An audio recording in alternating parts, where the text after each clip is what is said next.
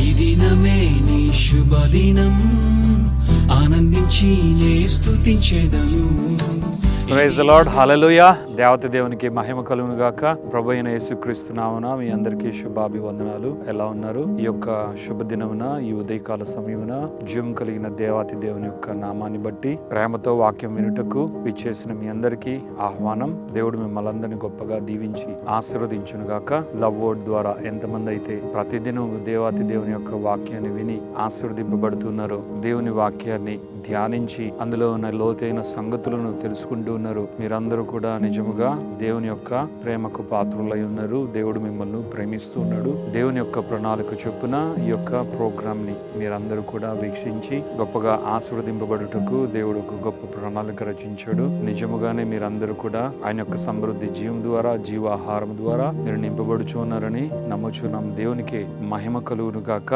మన యేసయ్య ఈ లోకంలో ఏమై ఉన్నాడో మనము ఎప్పుడు కూడా మర్చిపోకూడదు. ఆయన చెప్పిన ఏ మాట కూడా మనము ఎప్పుడు కూడా దానిని విస్మరించకూడదు. ఆయన మాటలు మన జీవితాన్ని మార్చివేసి, అది కేవలము ఒక సందర్భానికో, ఒక దినానికో, మన జీవితంలో ఒక కాలానికో మాత్రమే పరిమితం అవ్వలేదు, కానీ అది మన జీవన ప్రయాణం అంతా కూడా అది కొనసాగి మనలను చివరకు జీవముతో నింపి అది ఆయన ఉన్న చోటుకు చేరుస్తుంది. కాబట్టి మనం ఎప్పుడు కూడా ఆయన మాటలకు దూరంగా ఉండకూడదు. ఆయన వాక్యానికి దూరంగా మనం ఉండకూడదు. మన జీవితంలో ఆయన వాక్యమే మన పునాది అయి ఉండాలి. మన జీవితానికి కావలసిన సర్వస్వము ఆయన వాక్యము ద్వారానే మనకు కలుగుతుంది. యేసుక్రీస్తే మన మార్గము, యేసుక్రీస్తే మన సత్యము, యేసుక్రీస్తే జీవమై ఉన్నాడు. దీన్ని మనము ఎప్పుడు కూడా మర్చిపోకూడదు. యేసుక్రీస్తు ఎప్పుడు కూడా నేనొక జీవాన్ని చూపిస్తా, నేనొక మార్గాన్ని చూపిస్తా, నేనొక వెలుగును చూపిస్తాను, నేను ఒక దగ్గరకు మిమ్మల్ని తీసుకువెళ్తాను అని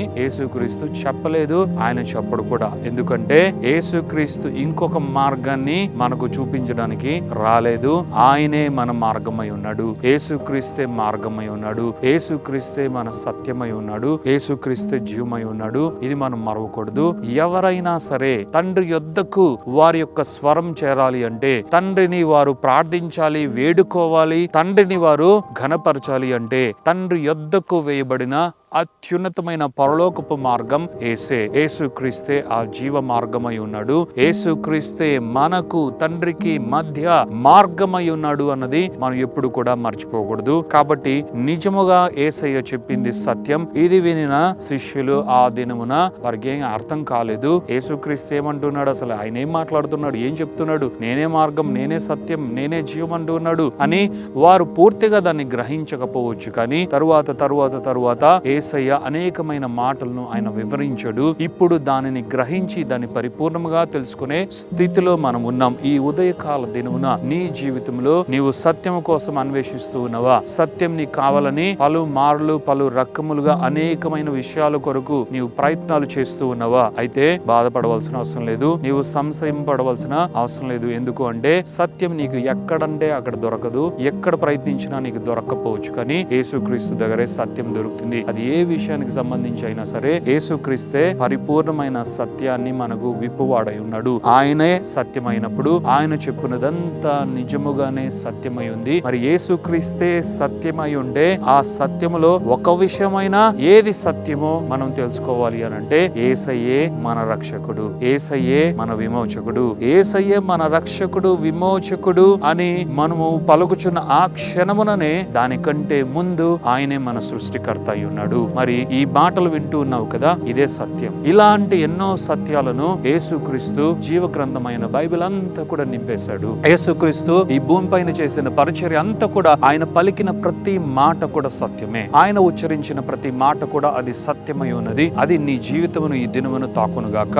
నీవు సత్యము కొరకు జీవ గ్రంథమైన బైబిల్ ని అన్వేషించు. జీవ గ్రంథమైన బైబిల్లో ఉన్న ప్రతి లేఖనమును నీవు చదువు, దానితో సమయాన్ని గడుపు. దేవుడు ఆ సత్యము నీకు గోచరములు అగులాగున దేవుడు చేస్తాడు. అలాగుననే జీవం యేసుక్రీస్తే. నేనే జీవం అంటున్నాడు. నేను మీకు ఒక జీవం యొద్దకు తీసుకువెళ్తాను, నేను మీకు జీవాన్ని పరిచయం చేస్తాను అని అనట్లేదు. ఆయనే మన జీవమై ఉన్నాడు. నిజముగా ఆయనే మన జీవం. అందుకే ఆయనకు పేరు కూడా జీవాహారము. జీవాహారము నేనే, నన్ను భుజించువాడు ఎప్పటికీ ఆకలిగొనడు అని యేసయ్య అన్నాడు. నిజముగా యేసయ్యే మన జీవము.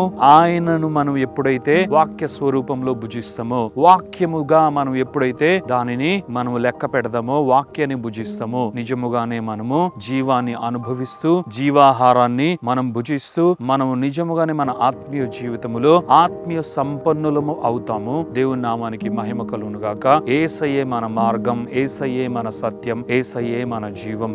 అది యేసయ్యే అయి ఉన్నాడు అని యేసయ్య చెప్పుచూ ఉండగా, దానిని నమ్ము నీవు ఈ దినమున ఇది నాకే, నా కొరకే, నా జీవితంలో ఇది ఫలించుట కొరకే దేవుడి వాక్కును నాకు అనుగ్రహించాడు. యేసుక్రీస్తు ఏమై ఉన్నాడో అది నా జీవితంలో ప్రవేశించును గాక. యేసుక్రీస్తు ఏమై ఉన్నాడో అన్నది కేవలం యేసుక్రీస్తు చూపించుకొనుట కొరకు, యేసుక్రీస్తును ప్రమోట్ చేసుకొనుట కొరకు యేసయ్య ఇవ్వలేదు, కానీ నేనే మార్గం, సత్యం, జీవం అని యేసుక్రీస్తు చెప్పిన కారణం ఏంటంటే అది నా జీవితంలో ఆ మార్గం స్థాపింపబడాలి, అది స్థిరపరచబడాలి. ఆ యొక్క సత్యము నన్ను స్వతంత్రురాలుగా చేయాలి. ఆ జీవము నాకెప్పటికీ కూడా ఆకలి దప్పులు లేకుండా చేయాలి అన్న దాని కొరకే దేవుడి వాక్యాన్ని నాకు అనుగ్రహించడని ఈ దినమున, ఈ ఉదయకాలమున నీవు నమ్మి గొప్పగా ఆశీర్వదింపబడదవుగాక. ప్రార్థించుకుందాం. Thank you father, thank you Jesus, thank you holy spirit god. దేవ మీకు వందనాలు, యేసయ్య మీకు వందనాలు, పరిశుద్ధాత్మ దేవ మీకు మహిమ ఘనత ప్రభావాలు చెల్లిస్తున్నాం నాయన. ఈ శుభదినాన్ని బట్టి వందనాలు నాయన. మీ ప్రియమైన కుమారుడు, కుమార్తె ఎవరైతే నాయన